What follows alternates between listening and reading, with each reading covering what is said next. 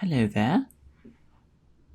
Now, you've come to me, Zeus, and I know you know me. And I know you know that I know you.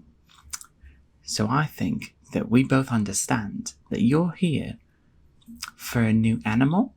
Is that correct? Absolutely, yes. Okay. Well then, Mr. Zeus, what I have to say is that you've been going on a little bit of a rampage recently.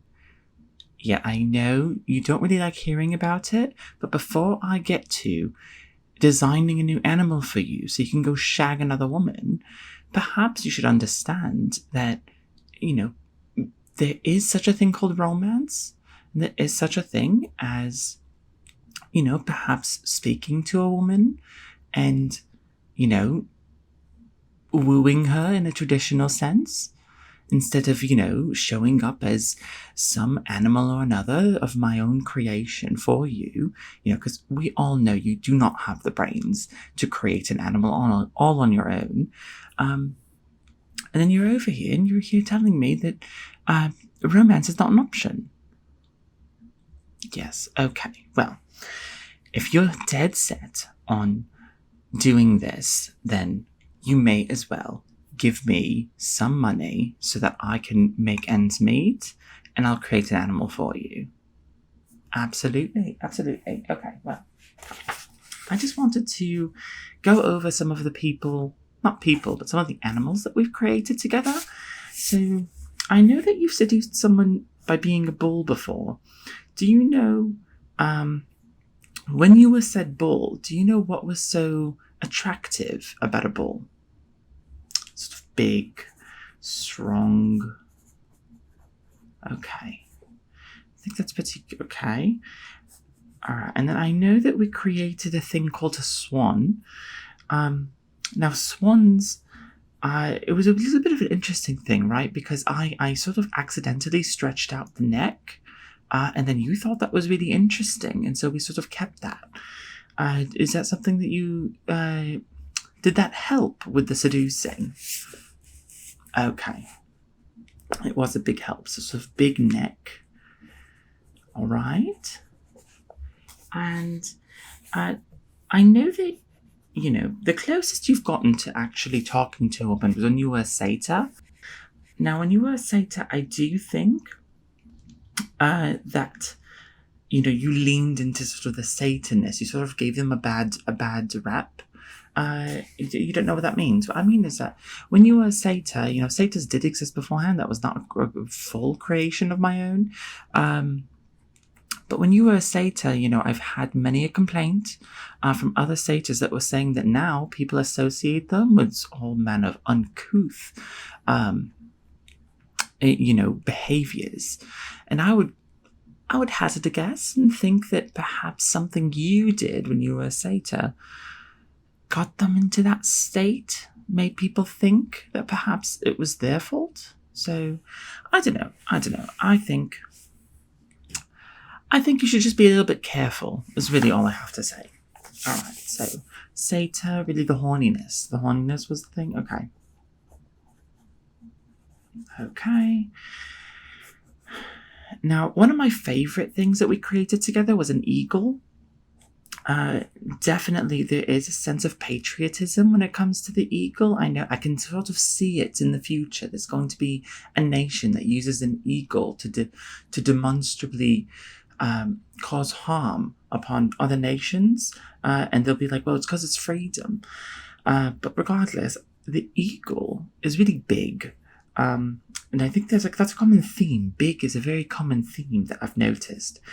Big, but also kind of majestic, right? So, it doesn't have a big neck, but it definitely has a big something. So, and you know what I'm talking about.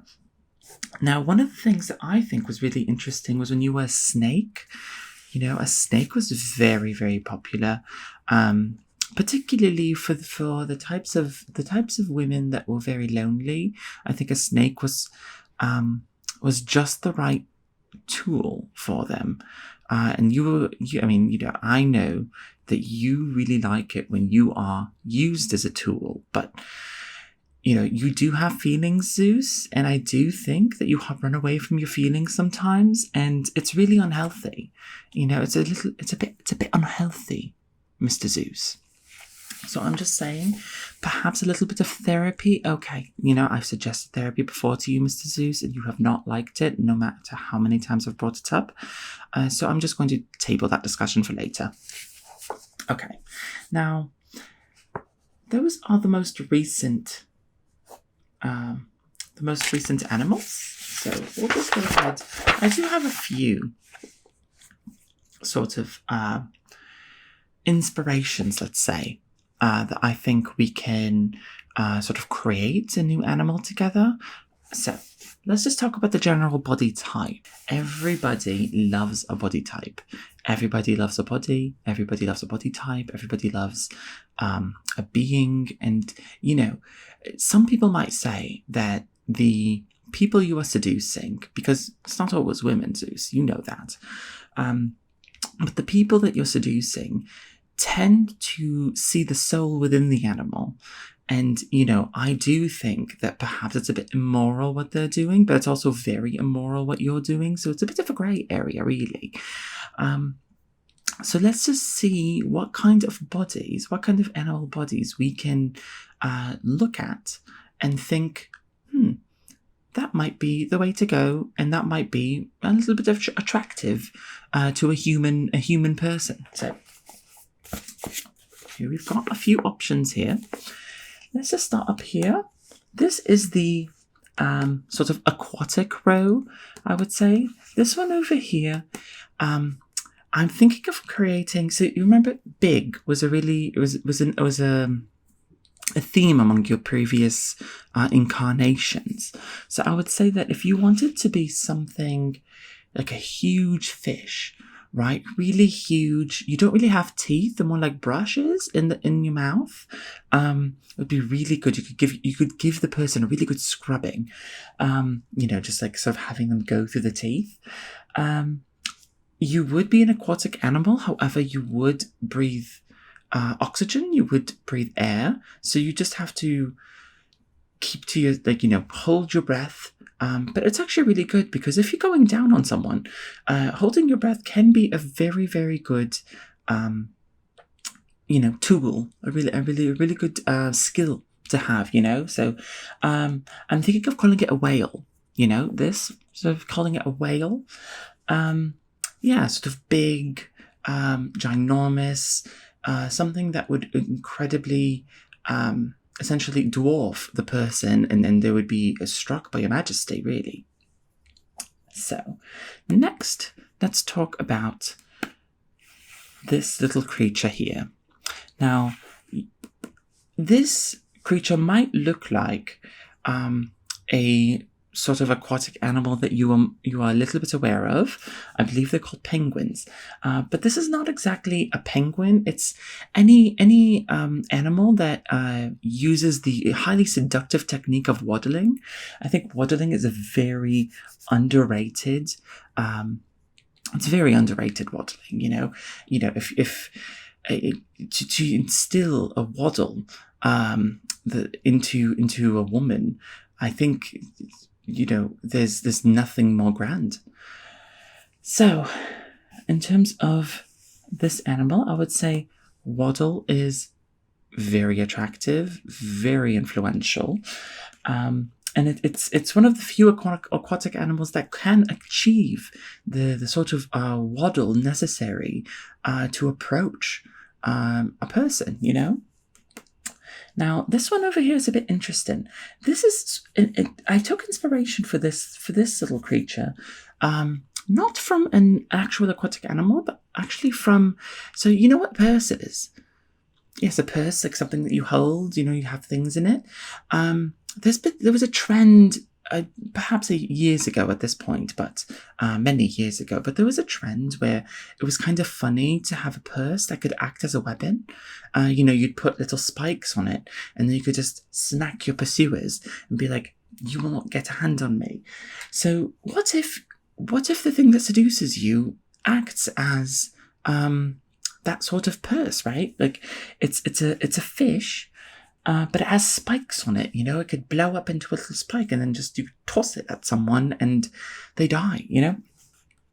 It's fair, and there's nothing more romantic than killing someone for someone else. Murder is a really great aphrodisiac, and so I would say, Mr. Zeus, that this is very good. I do think it would be a bit small.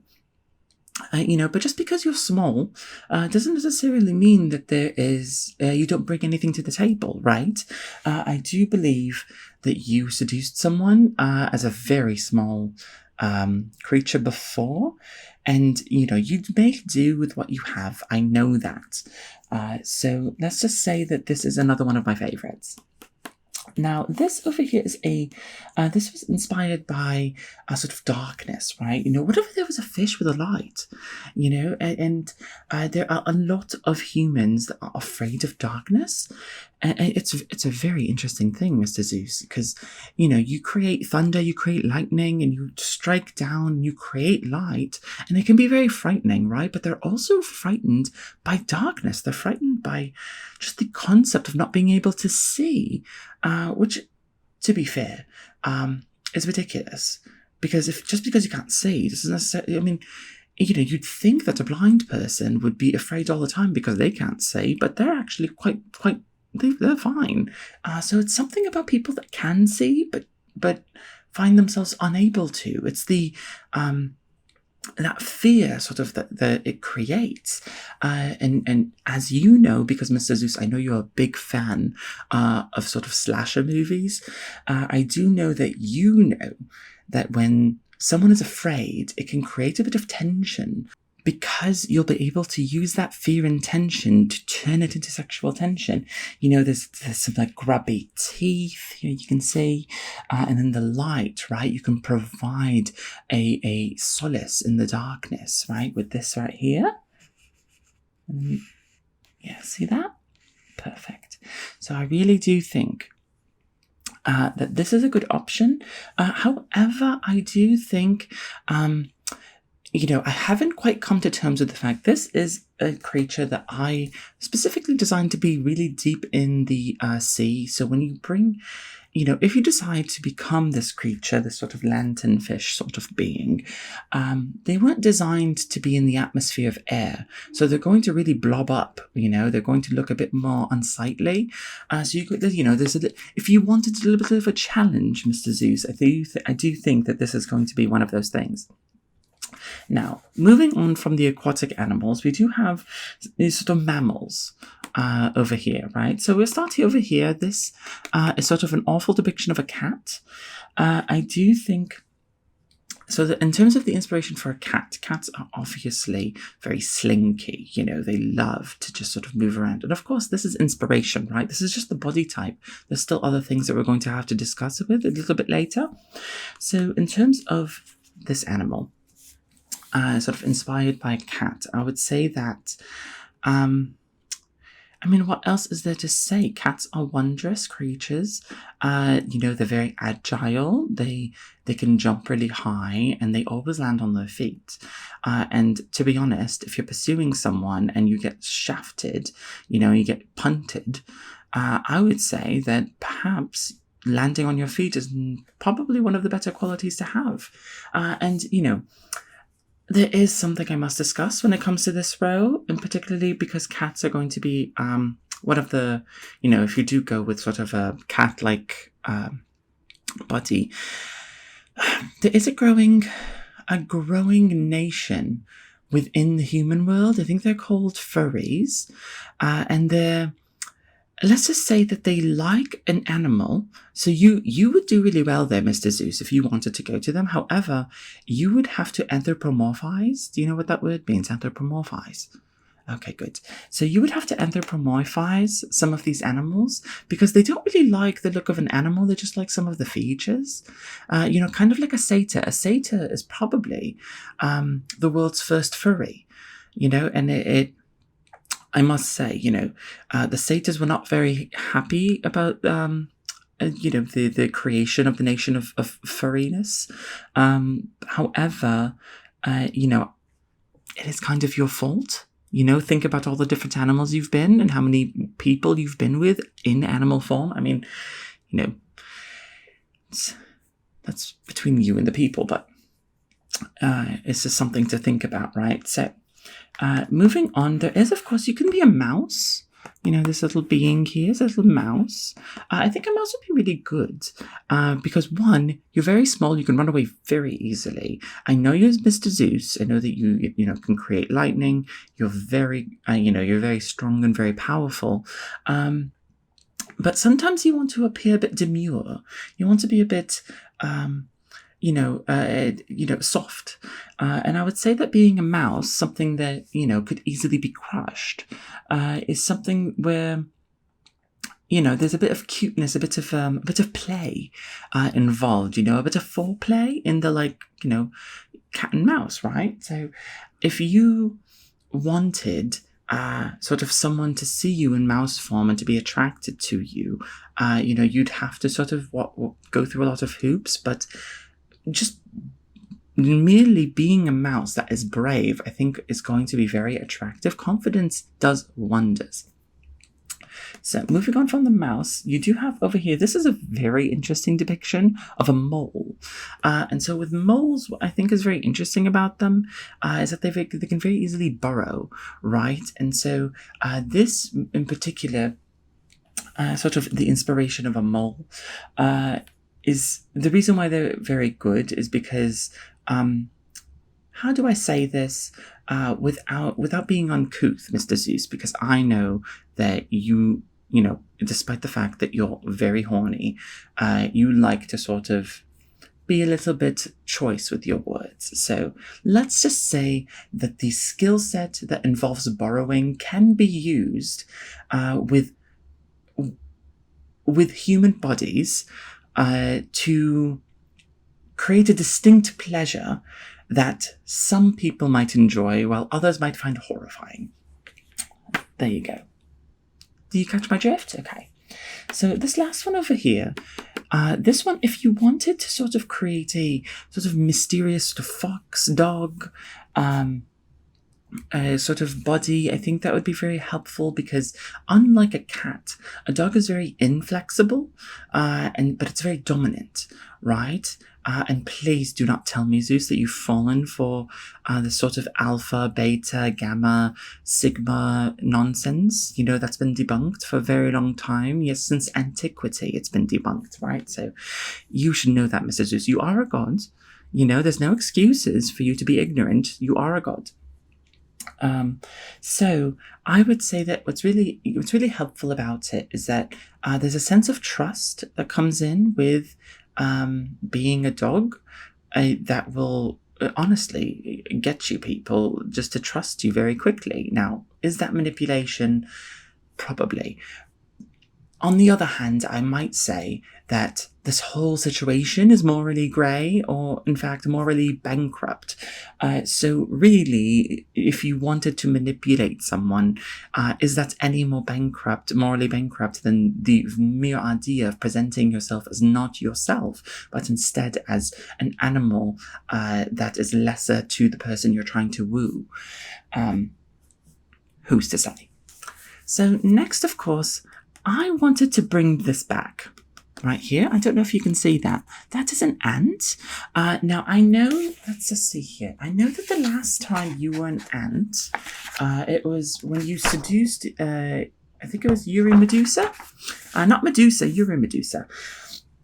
Last time, so I think that was really grand, to be honest. I was a little bit skeptical. An ant is very small, very easily crushed, but you smashed it, and in more ways than one.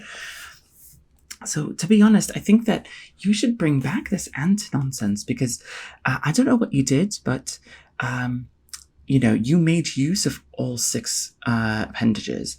So next, of course, we have sort of this thing, which is inspired by a snail. Now, the reason why I like the snail is that, have you heard of the term slugging? Well, let's say that I really like the fact that it comes with its own sort of hiding place. You can sort of take the person you're wooing and, using your powers as Mr. Zeus, sort of bring yourself into the hidey hole, into the shell, and just have a grand old time. And in terms of the texture, right, it's a little, how do you say? It's not my cup of tea. But it's someone's cup of tea, and depending on who you're trying to woo, I think that this might be a good option. Now, of course, over here, this is sort of a bee-wasp sort of situation, right here. And what's interesting about the bee/wasp situation is that it's kind of like the ant, but you have wings. And I just thought that because I'm so interested in your love of all things animal, and that you were so successful with being an ant and seducing someone, I thought that, having wings might be a little bit of just a change of pace, really. I'm not sure how you're feeling, Mr. Zeus. Now, my personal favourite within the insect sort of bug region over here is this one. Because this is a caterpillar. And a caterpillar has many appendages. And just imagine the types of thing a god like you, Mr. Zeus, could use the appendages for when seducing someone. I think that it's just an unexplored space, really.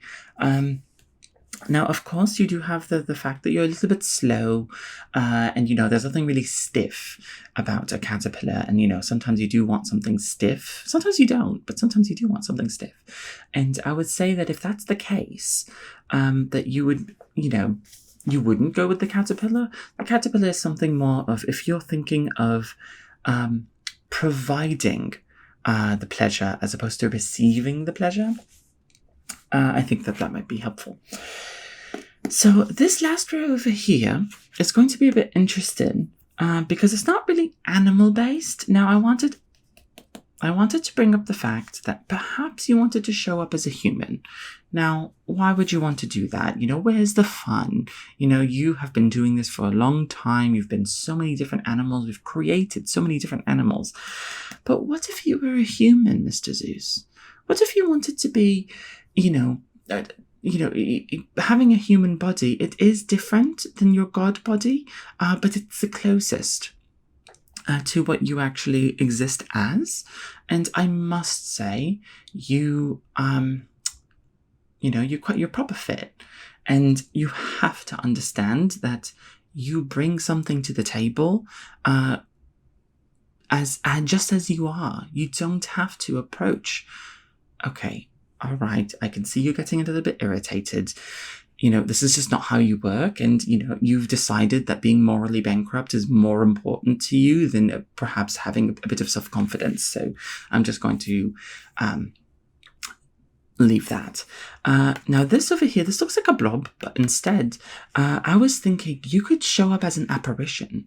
What if you were sort of the creature that shows up at night, the sleep paralysis demon,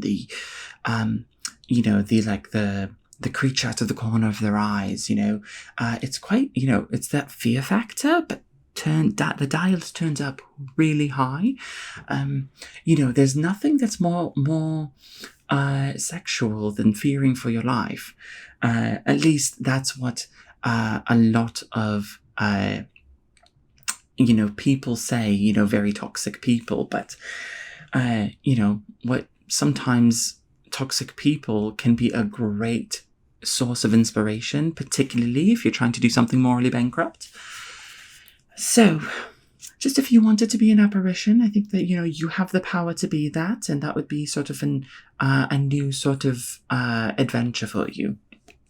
Now, over here, if you wanted to be a breeze, if you wanted to be a nice breeze in the wind, sort of a cloud, it might be...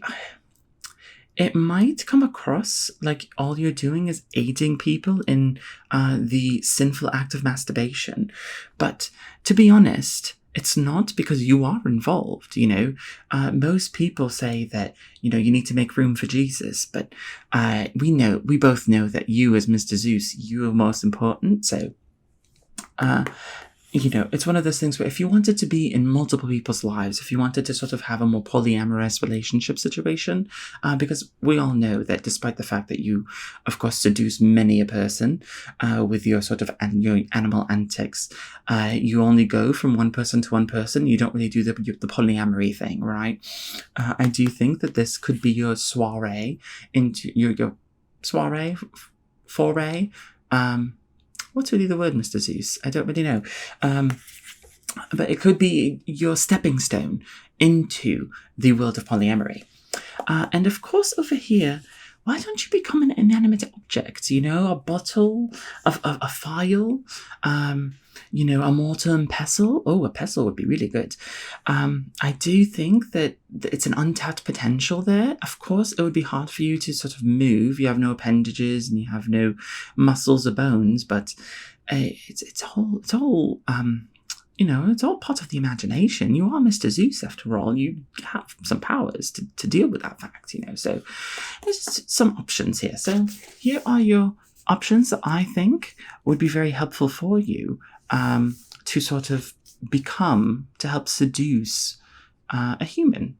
So these are your options here. Now, once you've had an option in mind, Mr. Zeus, let's talk about sort of other things, and that is some eyes and sort of the snout situations. So we have over here this here. In terms of eyes, I think having the sort of blank stare eye, like right here, can really woo someone because you're looking directly into their soul. So I would definitely say that's a very good option if you wanted sort of a very direct, intimate connection, right? Could you imagine, an ant, right, with these eyes, an ant that looks directly into your soul? I think you would carry that ant with you forever. Next, of course, we could do sort of beautiful eyes. With like really nice lashes and whatnot. I think that this would be very helpful if you wanted to beautify something that you find not particularly beautiful. Think about the sort of the lanternfish, right? Like if you wanted to sort of give them really beautiful sort of lashes and give them really nice eyes, maybe some contacts, I think that would be very helpful because, they'd be in the darkness, they'd be afraid.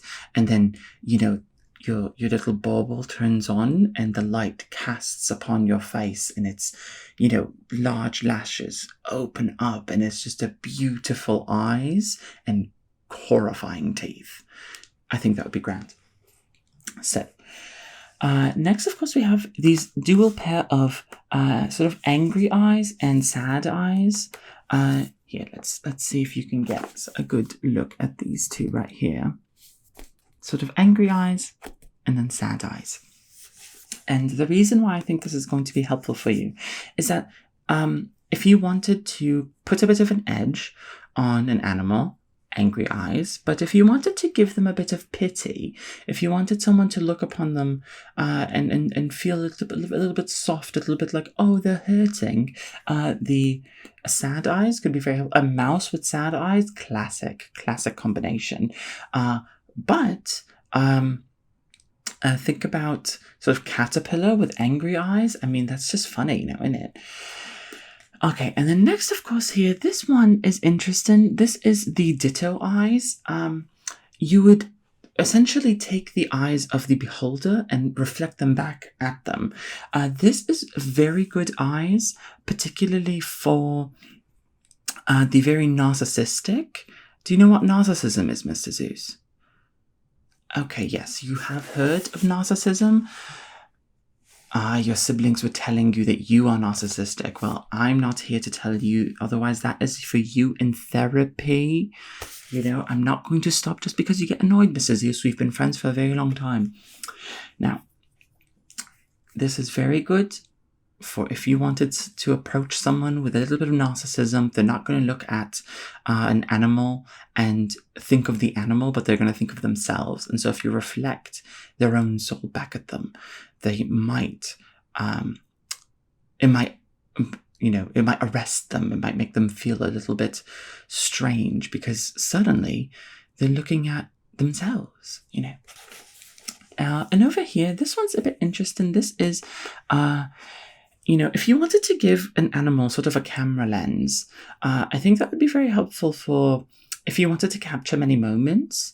There is such a thing called photographic memory. I'm not sure if you realize this, Zeus. You did create some people, and I do think that photographic memories can be really good. But it's really for you, right? If you wanted to capture the romance, the seducing, the approaching, this is going to hinder you. It's going to be a bit, it's going to look diabolical, particularly in the time period you want to go in. But it presents a challenge. It makes it so that you have something to look back on. And, it's not like it's just in your mind, right? You're not actually recording it. You're actually just, it's something that you can play in your mind. And Mr. Zeus, I know that when you do, in fact, go into therapy, I do think that you're going to need some of this, those memories, because honestly, I do think you forget certain things that you do that, that are just like a little bit uncouth.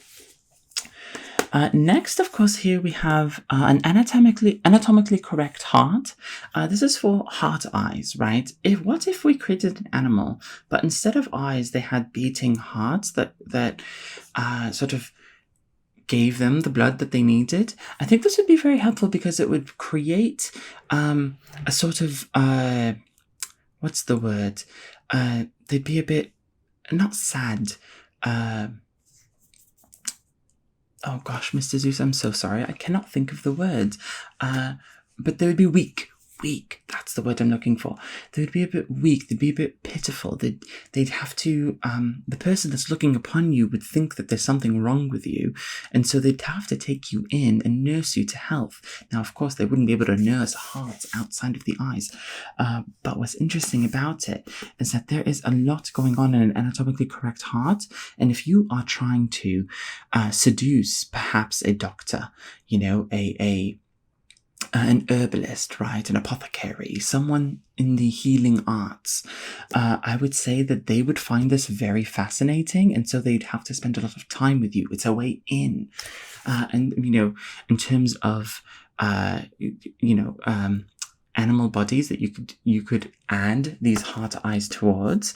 One, the apparition is a perfect situation, right? Because it's fear.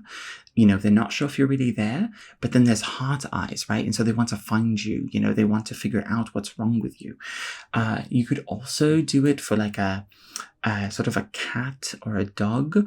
There's already a sense of trust between humans and those kinds of animals. But having heart eyes, they would suddenly think, oh, there's something wrong with this poor creature. I need to help them. So to be honest, you do have to think about these things. Okay, and then next, of course, here, spectacles. This is something where I think, have you ever seen an animal with spectacles? No, of course not. You're Mr. Zeus, and you have perfect vision. But, it's kind of trendy nowadays to have spectacles with no real reason for them. You're not actually correcting eyesight. It's quite... it can be a little bit offensive to people who actually do need glasses, aka me, but I give you the pass. You can totally wear glasses without having to need to use them. So, and of course, this right here, I'm not sure if you'll be able to see that properly, but that is almond eyes. And almond eyes, I think, are going to be very interesting because there's going to be a bit of back and forth between you and the person you're seducing, because they're going to be like, okay, they're very fascinated. It's a very interesting animal, but they have eyes that are most likely going to be very tasty to me. And what if I want a little snack? So there's always going to be a little bit of tension there, where the human is going to think about wanting to eat your almond eyes. So it's very fascinating. I did take inspiration from. Some humans do have talked about almond eyes before, so I imagine that they've encountered it previously, and so it wouldn't be too much of a situation like the heart eyes. The heart eyes, I think, would be new to them, whereas I think almond eyes, they've seen it before. Now, if we move down over here, these are all the snouts.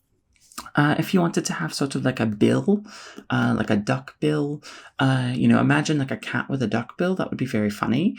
And of course, what you plan on using the snout for, like the bill, is, you need to take into consideration. So we have a bill here, and then we have sort of like a horse's snout right over here, almost like a donkey horse's snout. Here, let's see. There we go. Yeah, so bill, horse's snout over here. Now, a horse's snout would be very helpful just if you sort of wanted to have that majesty within the creature that you're creating. Imagine if you're a snail with a horse's snout. I think you'd look perhaps 1,000 times more attractive. So I would just say that's something to keep in mind. And then this over here, this is just sort of if you wanted to go sort of the noseless look, right? The snoutless look. If you wanted to just have sort of nostrils, sort of the, to be honest, I can't really think of anything that doesn't really have a proper nose. Sort of like a baboon, right? Like sort of a scrunched up nose situation. I think this would be really helpful. And of course, over here, this would be sort of an anteater situation. Your mouth is constantly open. And this is interesting because it's very, I would think that people would find it particularly good. And by good, I do mean they'd find it not good. They'd find it a bit concerning. But it would be good for you because you would love the challenge. So, next we have over here, this is sort of a flat snout, sort of like a capybara situation. If you want to come off as friendly, I would suggest this. And then over here, this one is if you wanted to look a little bit grumpy. You have sort of like kind of weird teeth here and a little bit of a nose, sort of a snubbish nose. These are just sort of some options here to sort of help customize what the animal's going to look like so that you just don't look like a regular old animal that already exists, right? We want to create something new here. And of course, lastly, we do have to talk about the elephant in the room, which, we have not actually talked about elephants, but I just have some ears that we need to discuss. So there are human ears, or rather sort of these little appendage ears that humans tend to have. Other animals also have them. I think that they're very helpful because they look a little bit funny. They look interesting, right? And could you imagine if you decided to be a mouse, but you had human ears? I think that would create a little bit of drama, really, because one, they would think that you as a mouse were able to graft someone else's ears onto yourself, and they would then think that you must be the most talented mouse in existence, and they'd have to talk to you, right? So, these are the types of things that you need to think about, Mr. Zeus, but these are also the types of things that you need to understand. You are manipulating these people, so, okay, I won't talk about it anymore. Next, you could go with sort of a bird's ear, which is just basically a little hole, and it's covered in feathers, which you can't really see, but it would be inside feathers, right? So it could also be within fur. It could be within, so think of a mole, right? The mole with holes. The ear situation, you also have to think about when you seduce someone, after you seduce them, when you're in the middle of the act, ears can come into play. And this one over here, if you deny yourself an ear, gives the sense of, takes away that from the equation.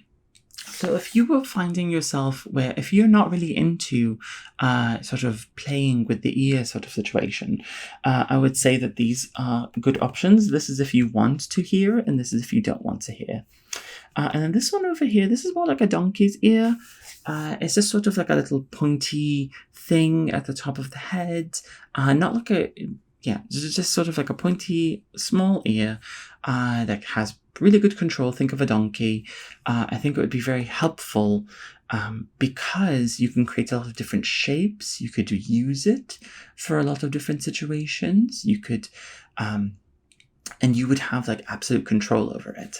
And now this one over here, this last one, this is sort of like a cat's ear, a dog's ear, very helpful for the furries, to be honest.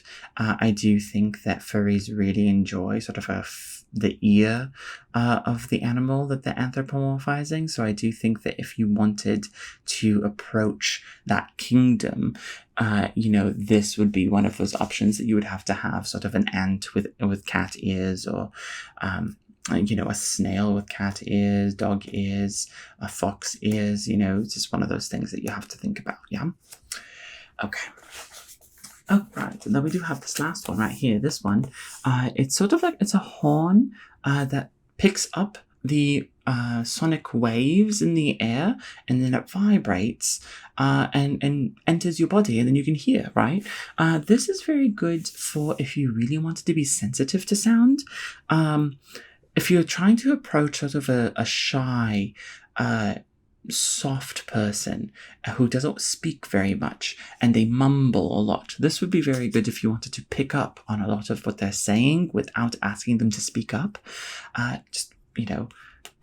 Very good option. Okay, so what do you think? I'll put this down. What do you think, Mr. Zeus? Okay. So you do have some options that you liked, okay? Can you tell them to me? All right.